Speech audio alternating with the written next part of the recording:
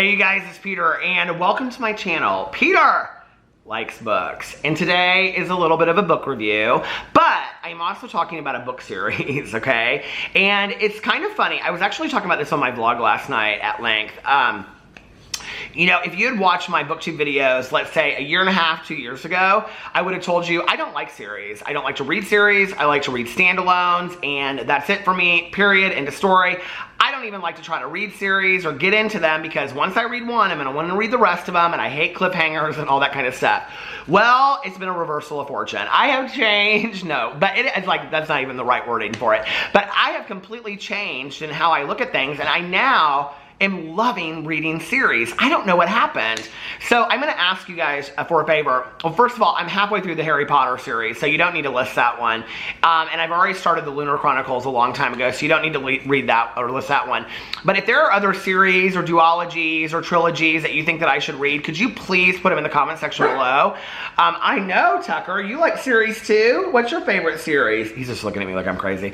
But anyway, I have recently, so last year I started reading Diana Rowland's My Life as a White Trash Zombie. Loved it. I'm like 2 books in, and there's, I think, 7 in the series.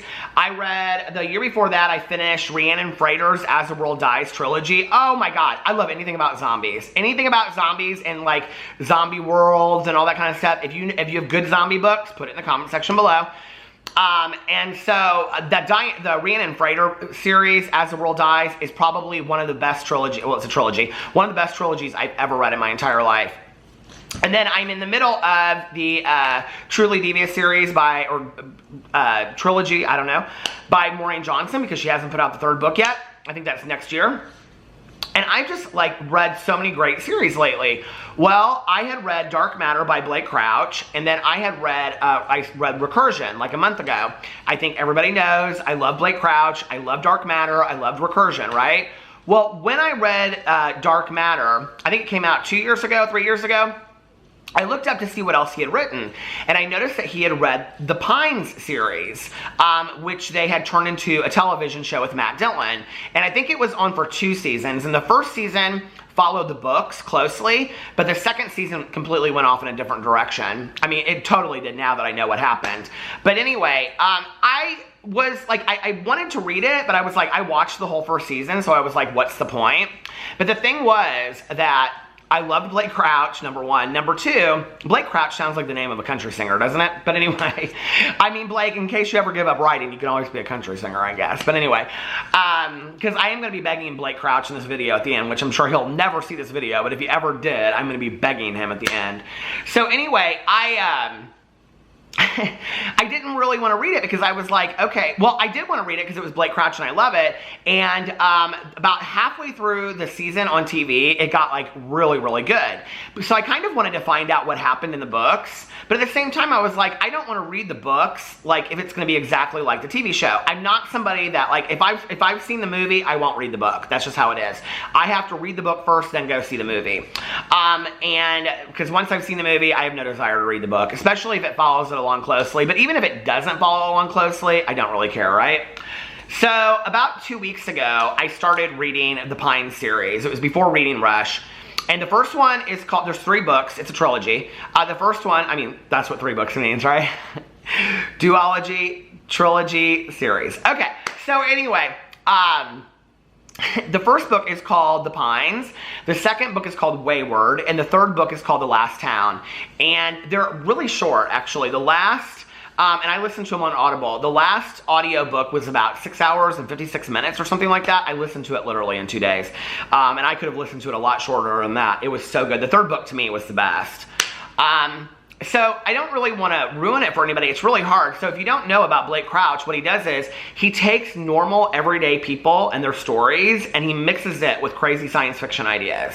And it's so, so well done. I mean, it is like he's kind of recreated his own genre to some degree. And he talks about like deeply scientific ideas that if you came and tried to present to me or talk to me like at a dinner party or I don't know, just on the street or at Starbucks or something like that, I wouldn't get what you were talking about in a million years.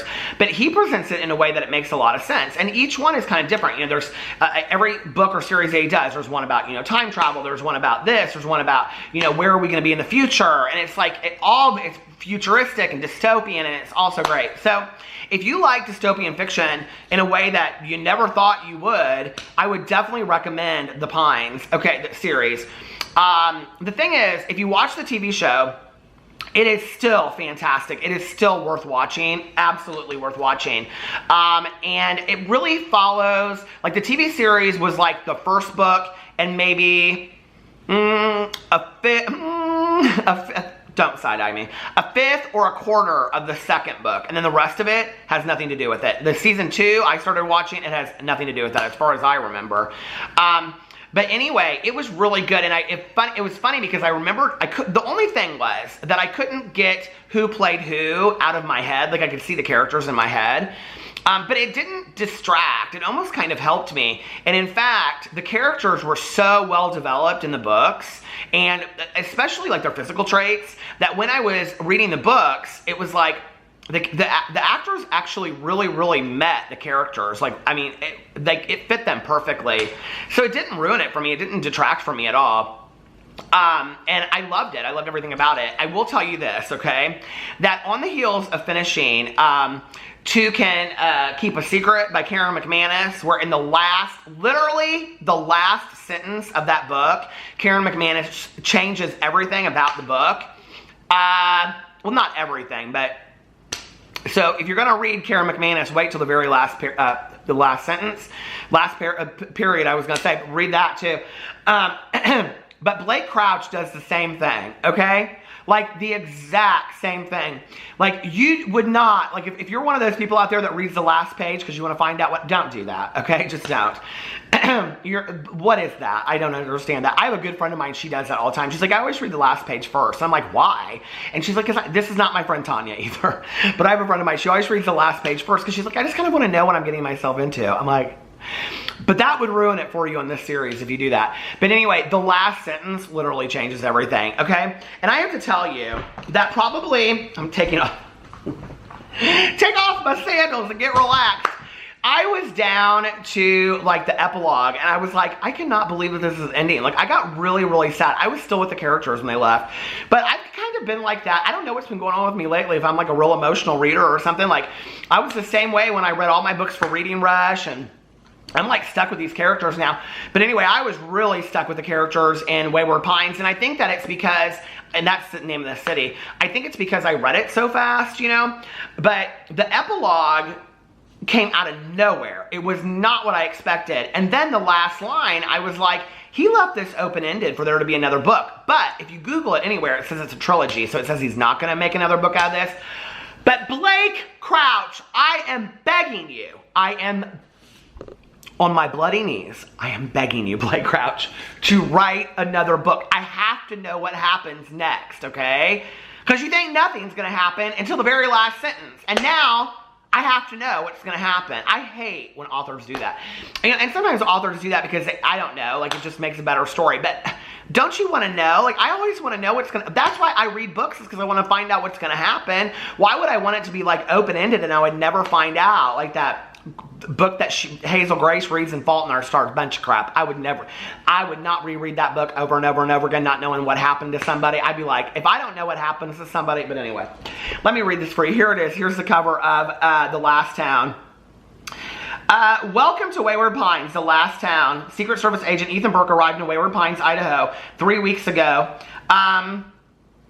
In this town, people are told who to marry, where to live, where to work. Their children are taught that David Pilcher, the town's creator, is God. No one is allowed to leave. Even asking questions can get you killed. But Ethan has discovered the astonishing secret of what lies beyond the electrified fence that surrounds Wayward Pines and protects it from the terrifying world beyond. It is a secret that has the entire population completely under the control of a madman and his army of followers. A secret that is about to come storming through the fence to wipe out this last fragile...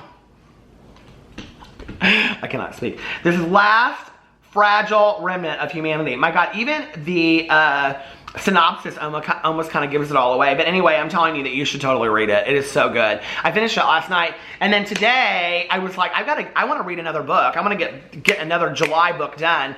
I am almost done with Carrie Mora by what's his name? Oh God, the guy that here. Well, I got it right here in front of me. I don't know why I'm not looking at it. Thomas Harris that wrote Silence of the Lambs, and it is no Silence of the Lambs, I will tell you that.